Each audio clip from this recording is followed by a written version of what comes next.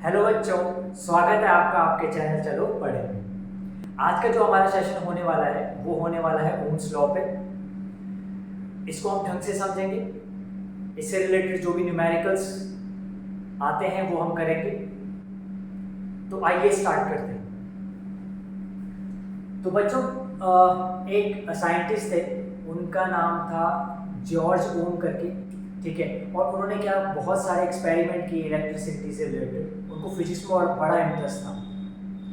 तो उन्होंने क्या है, जब वो एक्सपेरिमेंट कर रहे थे तो उनको पता लगा कि करंट फ्लो होता है कंडक्टर में। तो कुछ कुछ पोटेंशियल डिफरेंस के बारे में पता लगा।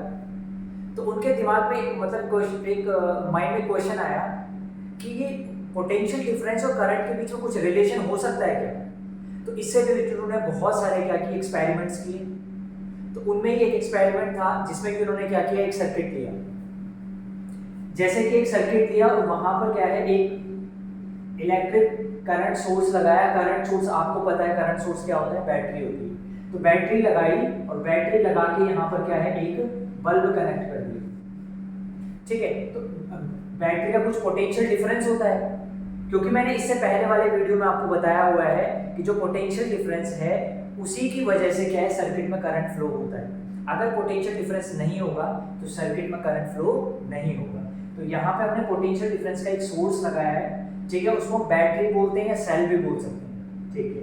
तो उन्होंने क्या जो हमारे साइंटिस्ट थे ओम, उन्होंने क्या किया, पहले एक सर्किट लिया जिसमें उन्होंने 9 वोल्ट की बैटरी दी और एक बल्ब दिया, ठीक है। दूसरा दूसरा भी बिल्कुल ऐसे ही कुछ सिमिलर सर्किट लिया। इसमें उन्होंने क्या किया, इसमें उन्होंने किया 11 वोल्ट की बैटरी ली, ठीक है। फिर उन्होंने क्या है, सिमिलर सर्किट एक और लिया, तीसरा सर्किट, ठीक है। और इनमें भी, इसमें भी क्या किया, इसमें लिया उन्होंने 13 वोल्ट बैटरी। तो क्या है, आपको पता है जब इलेक्ट्रिक सोर्स लगा करंट फ्लो होगा, तो करंट फ्लो हुआ, इसमें भी हुआ, इसमें भी हुआ, तीनों में हुआ करंट फ्लो। तो यहाँ पे बल्ब जैसे ही करंट फ्लो हुआ, स्विच ऑन किया गया, स्विच ऑन किया तो करंट यहाँ क्या है, बल्ब क्या है, जलने लग गया, लाइट देने लगा।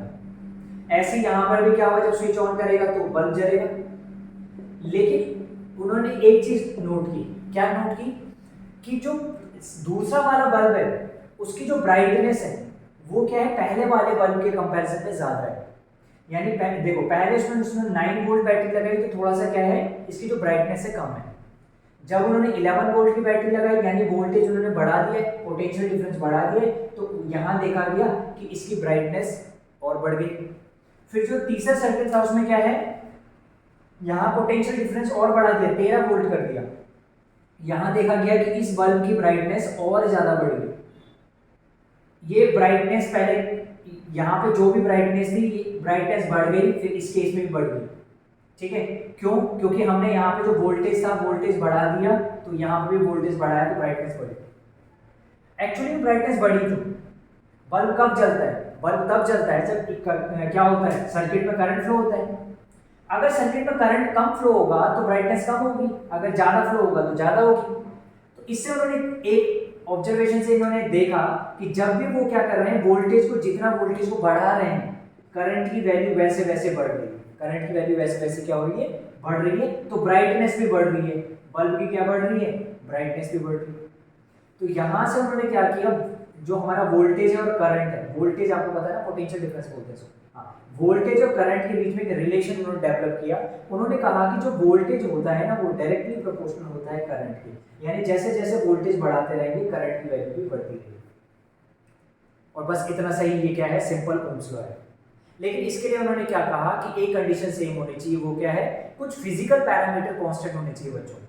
अब फिजिकल पैरामीटर का मतलब क्या होता है, फिजिकल पैरामीटर का मतलब होता है कि अगर ये लॉ लगाना है तो इस लॉ के लिए क्या है, टेम्परेचर कांस्टेंट होना चाहिए, लेंथ कांस्टेंट होनी चाहिए, लेंथ चेंज नहीं होनी, वायर की लेंथ चेंज नहीं होनी चाहिए, और एरिया ऑफ क्रॉस सेक्शन जो है वायर का वो भी चेंज नहीं होना चाहिए। तीन फैक्टर क्या है, कांस्टेंट रहने चाहिए, टेम्परेचर, लेंथ और area of cross section.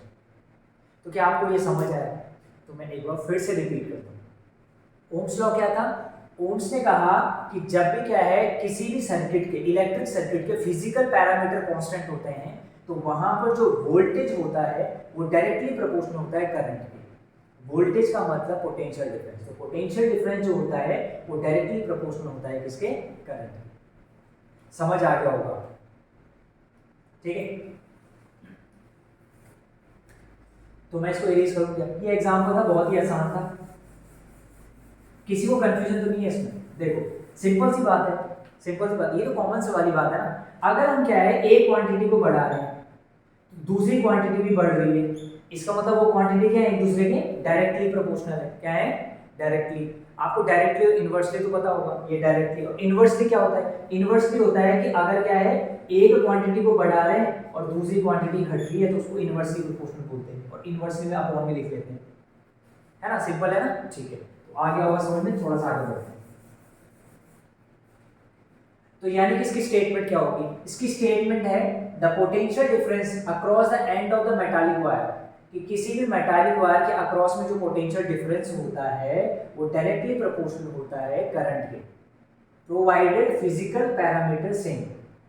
Physical parameter same होने चाहिए जिसमें कि temperature, length, area of cross section आ जाए।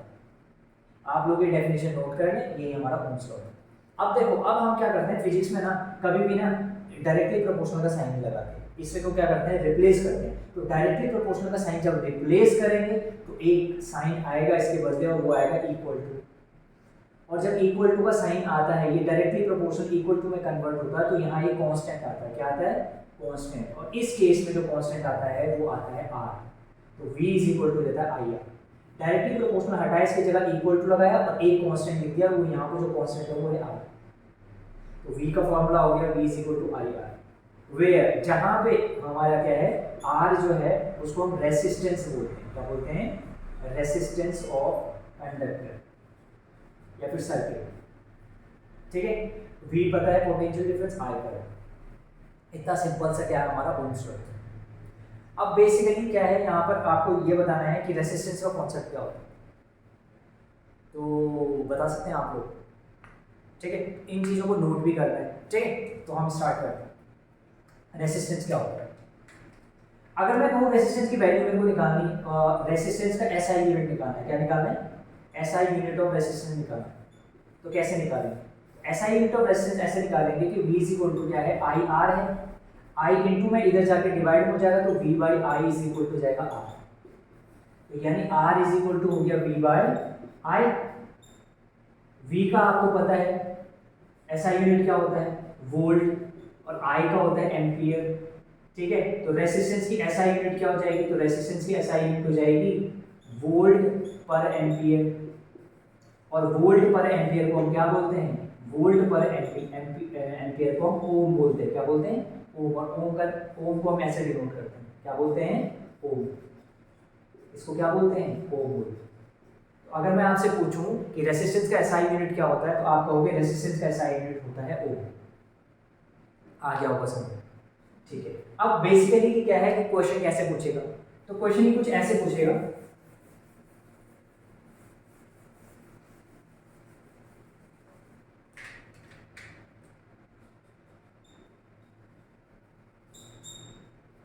क्वेश्चन ही ऐसे पूछेगा कि एक बल्ब है सर्किट में, ठीक है, और इसका जो रेसिस्टेंस है वो 40 ओम है। कितना ओम है? 40 ओम। इसके अक्रॉस क्या है? एक क्या है, बैटरी लगी हुई है जो कितने वोल्ट की है, जो है हमारी 30 वोल्ट की है। कितने वोल्ट की है? 30 वोल्ट। बताओ कि जो ये सर्किट है इसमें करंट कितना फ्लो हो, ठीक है। तो आप क्या है, आपको डेटा लिखना है। डेटा क्या है? देखो रेसिस्टेंस जो है वो 40 ओम दिया हुआ है, रेसिस्टेंस कितना है? 40 ओम दिया हुआ है, ठीक है। आपको क्या है, वोल्टेज कितना दिया हुआ है, पोटेंशियल डिफरेंस 30 वोल्ट दिया हुआ है। तो करंट निकाल सकते हैं आपको,